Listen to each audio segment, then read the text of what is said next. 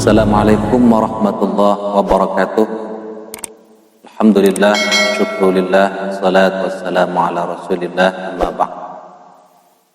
Sahabat muslim dimana saja berada, pada sesi kali ini kita masuk pada materi yang pertama dari bimbingan tilawatul Quran, yaitu kaidah-kaidah dasar dari ilmu tajwid. Adapun kaidah dasar tersebut yang pertama adalah mad wal qasr, atau panjang dan pendeknya suatu bacaan.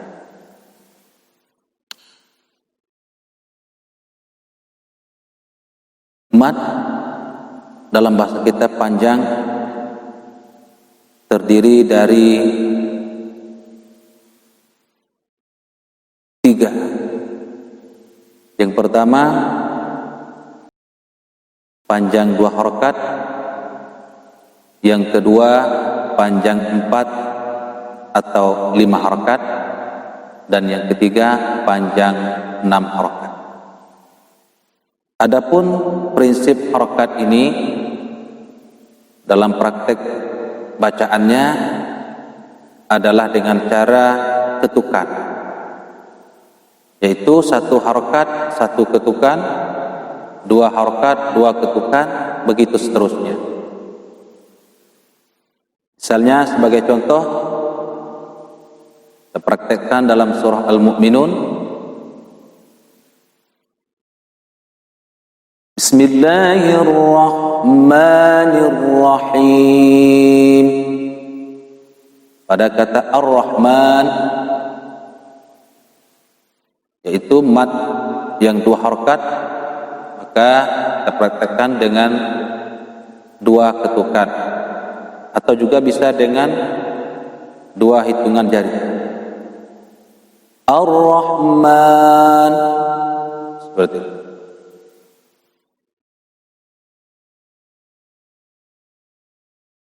Begitu juga dengan 4 harokat dan 6 harokat. Ini adalah merupakan hal yang harus kita pelihara di saat membaca Al-Quran, atau konsisten terhadap mat tersebut. Dan juga merupakan kesalahan umum yang sering terjadi ketika kita tidak konsisten membaca mat. Misalnya dalam sebuah ayat terdapat beberapa mat yang 2 harokat, tetapi panjangnya berbeda-beda. Kadang kita bawakan 2 harokat, kadang 3 harokat. Ini namanya tidak konsisten dengan bacaan panjang tersebut. Oleh sebab itu, melalui bimbingan tilawah ini kita melatih konsisten kita di dalam membaca panjang pendek atau bacaan tersebut. Kemudian yang kedua, kaidah dasar dari ilmu tajwid adalah keseimbangan gunnah atau dengung suatu bacaan. Adapun prinsip gunnah adalah dengan cara melibatkan rongga hidung di saat membacanya. Baik itu terdapat di idgham bi gunnah, al-gunnah, idgham mimi, dan juga huruf-huruf dengung yang diawali nun mati atau tanwin selain huruf yang 8, yaitu huruf hamzah, huruf ha, huruf ain, huruf ghin, huruf ha dan huruf kha, dan juga huruf lam dan huruf ra. Selebihnya ketika nun mati atau tanwin bertemu dengan salah satu huruf selain huruf yang 8 yang kami sebutkan tadi, maka pada prinsipnya harus melibatkan rongga hidung atau disebut dengan istilah gunnah. Seperti pada contoh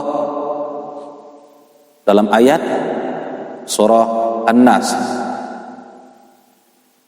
Qul a'udzu birabbin nas, malikin nas, ilahin nas, gitu seterusnya. Adapun prinsip ghunah ini dengan ataupun lama kita mendengung suara ketika ghunah ini adalah dengan cara 3 ketukan. Contohnya, Qul a'udzu birabbin nas, atau dengan menghitung jari-jari kita, begitu seterusnya. Kemudian kaidah dasar yang ketiga dari ilmu tajwid ini adalah kesempurnaan vokal atau mengucapkan huruf-huruf hidup. Terdiri dari fathah, huruf A, kasrah I, dan dhammah U.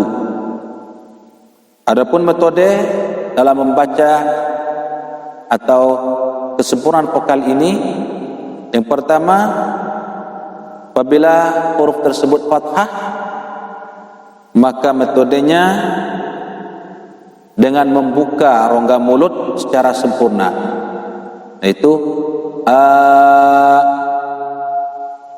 Kemudian apabila huruf tersebut berbaris kasrah atau baris bawah I, maka metode bacaannya adalah dengan menurunkan rahang bagian bawah I.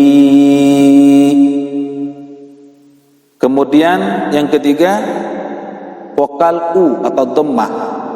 Setiap huruf yang berbaris dhammah, berbaris U, maka metode bacaannya adalah dengan mengumpulkan 2 bibir secara sempurna, yaitu U. Seperti contoh dalam surah Al-Fil misalnya, Alam tara kaifa fa'ala rabbuka bi ashabil fil.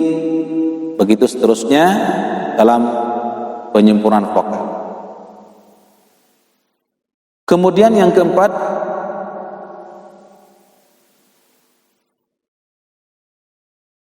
kaidah dasar dari ilmu tajwid adalah pengucapan huruf sakinah atau huruf-huruf sukun, huruf-huruf mati. Prinsip huruf sukun ini adalah dengan memenuhi hak dan mustahak huruf atau sifatul huruf seperti syiddah, rahawah, dan qalqalah. Yang pertama, syiddah, huruf-huruf yang tertahan.